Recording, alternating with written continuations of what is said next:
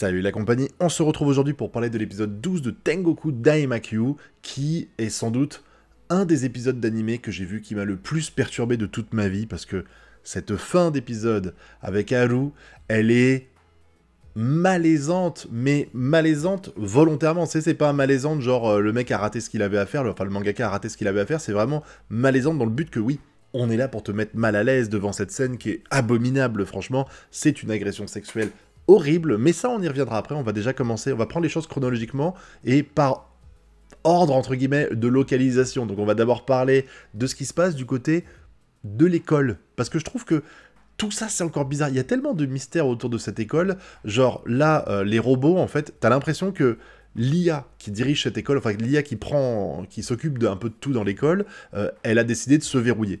Parce que tout est fermé avant même qu'il y ait le moindre problème.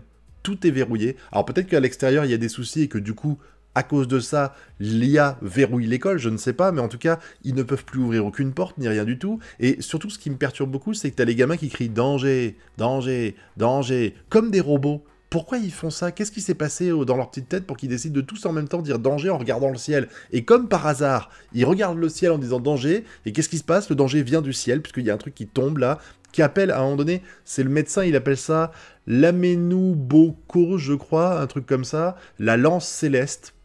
Je sais pas à quoi ça fait référence du tout. Est-ce que c'est un truc qui permet de faire marcher la zone et que le truc s'est cassé, donc tout déconnait et que comme il s'est cassé et que ça a continué, et ben poum, ça a transpercé. Je ne sais pas, mais en tout cas ça fout un peu la merde. On découvre deux trois choses au passage. Déjà la vieille peau là qui a l'air d'être au bord de la mort, bah finalement elle sait cavaler. Hein. Bon, elle va aller moins bien après, mais en tout cas elle sait cavaler, ce qui surprend d'ailleurs l'autre doctoresse. Et puis tu as le doc qu'on avait vu, là, qui avait eu des soupçons sur le fait qu'il y avait une trace de pied sur le mur, là, à côté de la conduite d'aération.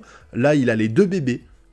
Je comprends toujours pas pourquoi il y a deux bébés. Enfin, je savais pas qu'elle avait eu des jumeaux. Et du coup, ces deux bébés-là, avec le choc, entre guillemets, ils se mélangent et il sait pas les différencier. Mais bon, ça, c'est un petit détail. Mais par contre, ce qui est super choquant, c'est on voit des explosions. Donc on se doute que c'est pas juste un accident au-dessus, parce qu'il y a vraiment des explosions, des trucs qui pètent et tout, donc c'est une attaque, c'est d'ailleurs dit par les gens qui sont là, qui savent pas ce qui se passe non plus, qui parlent d'attaque, mais ils font un trou dans le mur et il se passe rien derrière, c'est-à-dire que t'as quand même un truc qui explose pour que le mur s'effondre. Vraiment, il y a un truc, il s'est pas érodé comme ça, donc il y a forcément un truc qui s'est passé, les gamins traversent cet endroit-là, et tout est calme.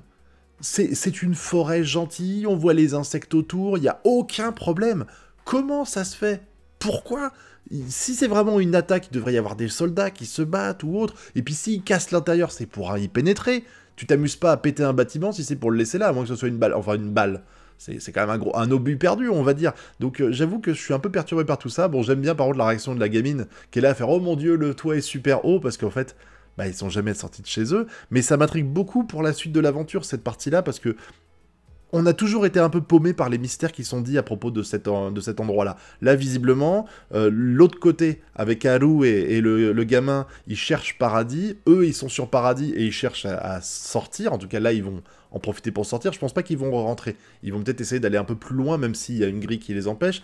Et peut-être qu'on en apprendra plus sur tout ça. Mais vraiment, encore une fois, je pense que c'est l'animé qui m'intrigue le plus de cette saison-là. Même, j'ai envie de dire, de toute l'année. Parce que là, j'ai rarement vu... La dernière fois que ça m'a fait ça, c'est pour SNK. C'est incroyable. Tous les mystères qu'il y a autour de cette œuvre, j'adore. Et la deuxième partie, qui est traumatisante.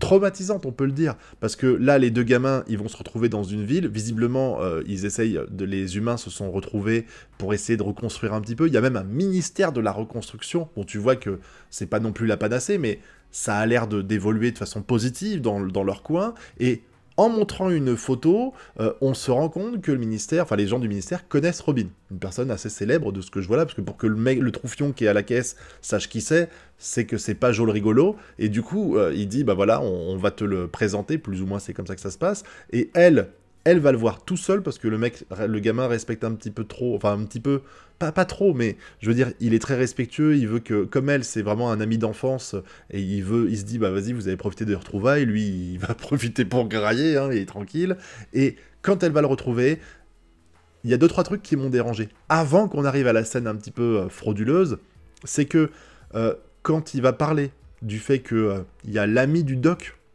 de ce que j'ai compris, il y a l'ami du doc qui était avec eux et qui est malheureusement mort, et en fait, il est super enjoyé quand il voit l'ami du doc. Enfin, quand il entend parler de l'ami du doc, il fait « Ah, il est encore en vie !»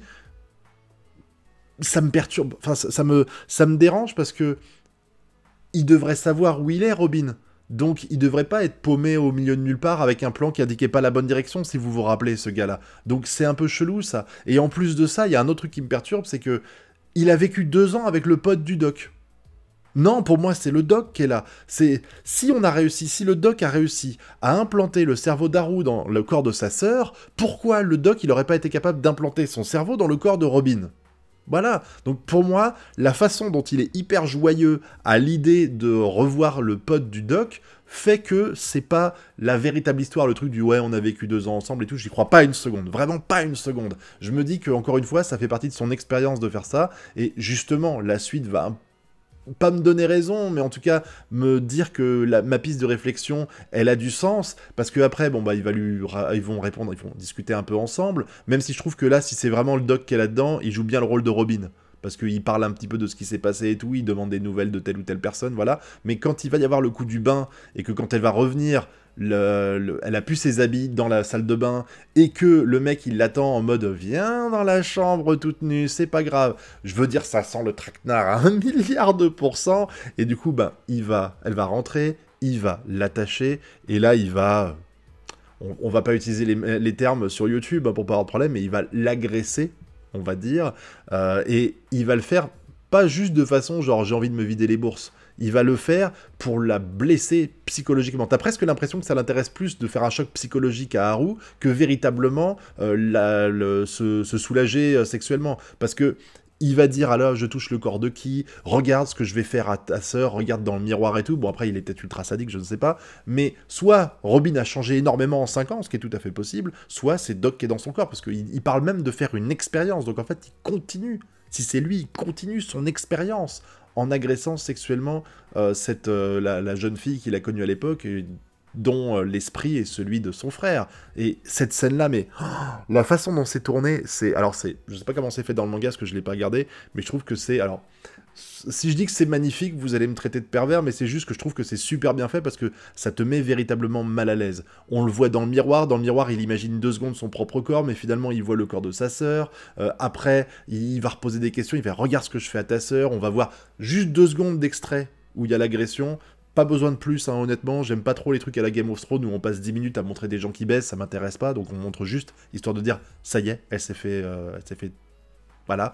Mais je me demande qu'est-ce que ça va avoir comme impact. Est-ce que Robin, il va la relâcher après? J'imagine pas. Je pense que le gars, son pote, là, qui est actuellement tranquillou et qui voit pas de nouvelles de sa copine, il va forcément à un moment donné essayer de débarquer, parce qu'il sait où elle est allée. Donc il va y aller, et il va sans doute la libérer, elle va être traumatisée pendant des épisodes et des épisodes, je ne sais pas. Je m'attends vraiment à ce qu'il y ait un choc psychologique chez elle et qu'il y ait quelque chose qui change. Mais tu te dis, c'est dur pour elle parce que t'as une sorte d'ascenseur émotionnel. C'est-à-dire qu'elle est là, elle est super enjoyée à l'idée de retrouver Robin. Elle est super heureuse. D'ailleurs, à un moment donné, elle dit une phrase, je sais plus ce que c'est, mais j'ai plus la phrase exacte, mais en gros, elle dit j'ai passé des années à chercher en vain, et maintenant que je le retrouve, je ne serai plus jamais toute seule.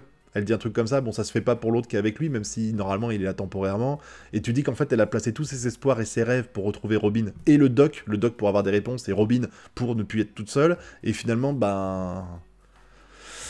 c'est la pire chose qui pouvait arriver qui est arrivée là. Vraiment la pire chose. Je me demande vraiment, là je me demande ce qui va se passer dans les deux côtés. C'est-à-dire du côté de l'école, si je puis dire, et du côté de Robin et de Haru et tout ça, vraiment, il va...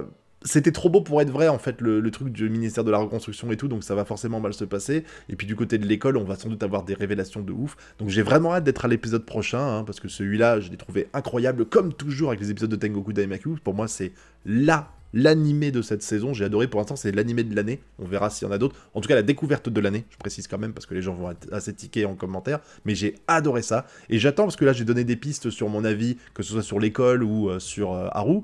N'hésitez pas à m'en parler à vous aussi, j'ai envie de savoir, les fans comme moi de cette série, dites-moi ce que vous avez pensé de ce qui s'est passé, les théories que vous avez et tout, j'ai vraiment hâte de vous lire, et puis n'oubliez pas le pouce bleu, l'abonnement et le partage, et nous on se retrouve très bientôt pour de prochaines vidéos. Tchuss!